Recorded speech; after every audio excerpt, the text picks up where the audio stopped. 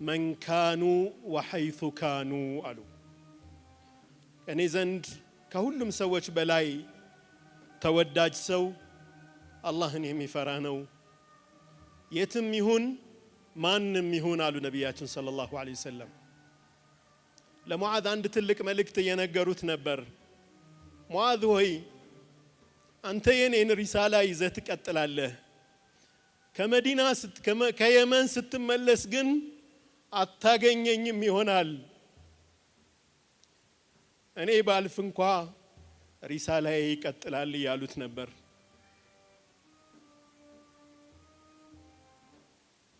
ነብዩ አለይሂ ሰላቱ ወሰለም መዲና ከሄዱ 10 አመታት አሳልፈዋል በ10 አመታት ውስጥ ለሐጅ አልመጡም ነበር የመጨረሻው 10ኛው አመት ላይ أشرف الخلق عليه الصلاة والسلام لحج እንደተዘጋጁ አወጁ መዲና ውስጥ ያሉ ሙስሊሞች በመዲና ዙሪያ ያሉ የተለያዩ ቀቢላ ሰዎችም ይህንን ሐጅ ተቀላቀሉ ነብዩ ሰለላሁ ዐለይሂ ወሰለም ከመዲና ተነስተው ጉዟቸውን ወደ መካ ሲያደርጉ በየመንገዱ በርካታ ሰዎች ይቀላቀሏቸው ነበር መካ ሲደርሱ ቁጥራቸው ወደ 120 ሺህ ተጠግቶ ነበር خذوا عني